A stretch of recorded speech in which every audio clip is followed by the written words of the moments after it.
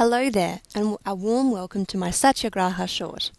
This little video is designed to introduce a topic, a media item relating to this topic, and two theories to explain and analyse.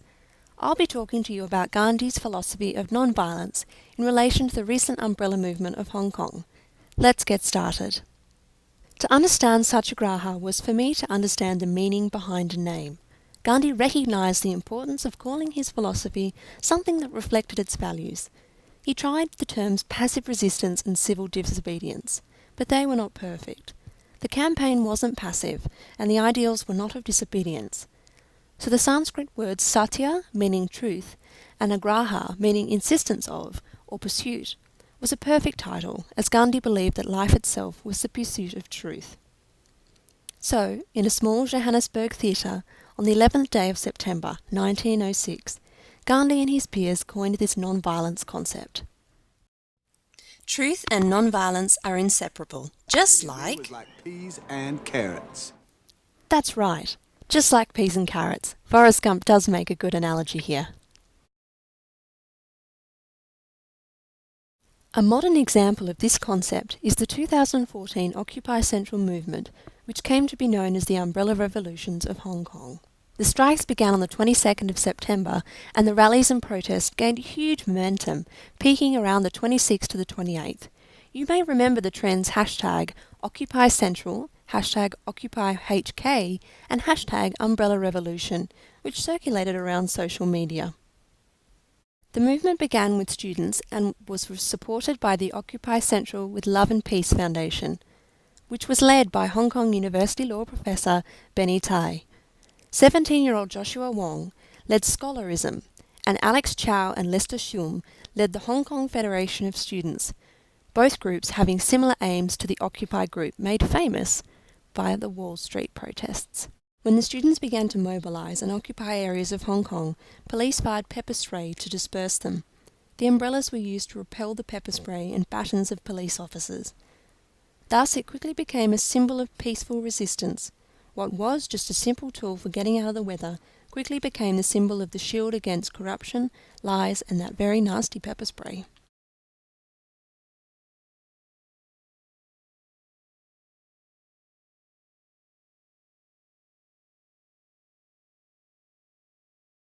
And here's the star of my show, the media item.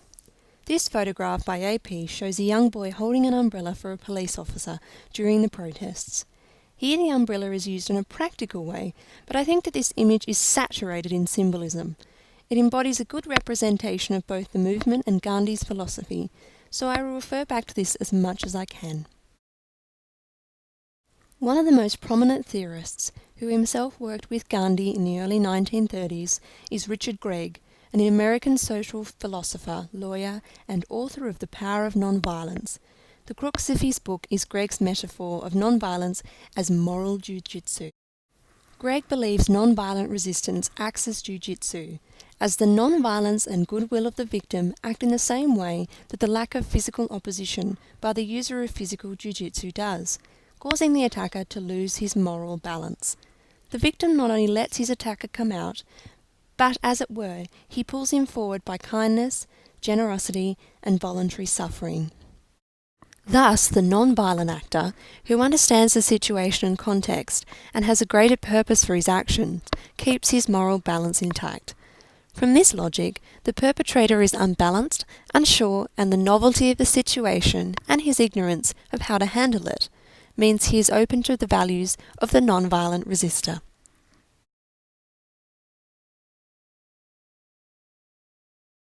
Let's take a look at how Gregg's jiu-jitsu concept measures up against my media item. Well, they certainly aren't in jiu-jitsu costumes, but there are clearly two sides here. One is dressed in uniform, the other in plain clothes, a poncho, a face mask, and that trusty umbrella. He isn't angry, his fists aren't clenched, and he's not ready to strike. In the pouring rain, he offers his symbol of injustice in its simplest form as a tool for keeping dry, to an officer there to actually send him home. It's an excellent shot, perfectly framed in time with the officer looking up at the umbrella. I think this is the novelty of the situation as Gregg describes. Here is a young student offering his shelter to a superior force. we can assume the officer begins to question his own values for forcing these people with tear gas and beatings.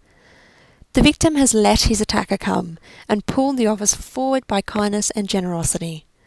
This is a great representation of moral balance and the mentality of Satyagraha. As Greg affirms, the courage of the non-violent opponent is higher than the mere physical bravery or recklessness. Thus, our non-violent hero has what Greg and Gandhi before him described as a superior position. If you're still with me, I can tell you're eager to explore Satyagraha even further, and this time from a scholar who has more recently published conclusions. I'm going to refer to Michael Nagler's Non-Violence Handbook to get a contemporary viewpoint of the philosophy of non-violent action. Nagler parallels Greg's musings of non-violent action as beginning with oneself and the dedication needed to train in order to approach any conflict with the right intention.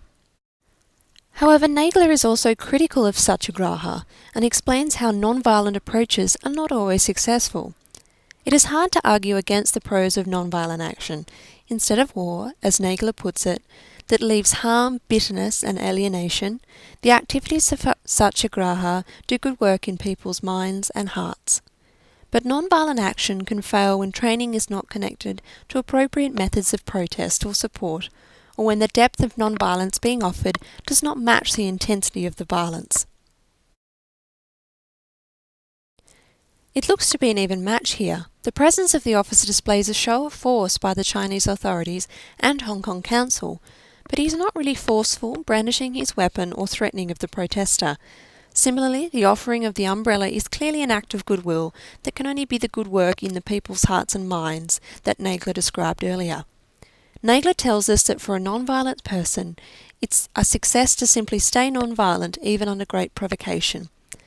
That was certainly shown by the unarmed, unthreatening resistance of the Hong Kong protesters against the baton and spray of the officials. Perhaps not quite shown here, but certainly in further media items that I will show later on. Nagler's discussion of symbols was particularly interesting for my media item, especially relevant as the umbrella came to be so easily recognised in relation to the Hong Kong protest. Nagler in fact attests that symbols are of limited use in Satyagraha. He uses the example of the tragedy of Tiananmen Square, Beijing, on June 4, 1989. Tiananmen Square is a symbol of disobedience and distraction, and photographs such as the iconic tank man are embedded in our memories.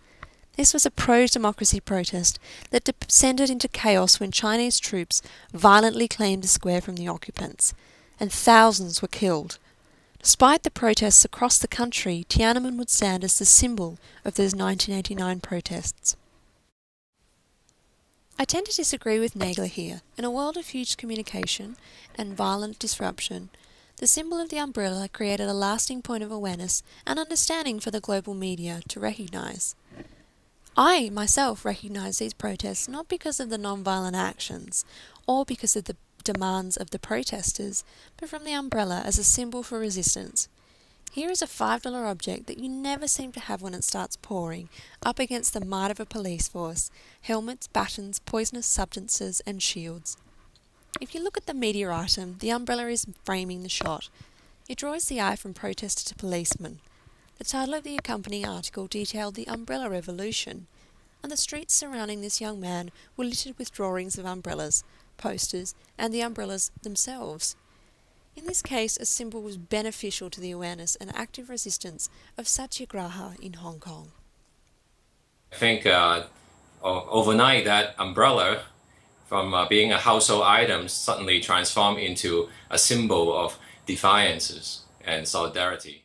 Whilst critics argue the protest ended in a slump of exhaustion, the resistance of the protesters and their collective movement that defied the use of violent means is in many ways a huge success. Awareness blossomed worldwide from media coverage, and there is courage and hope for those protesting today.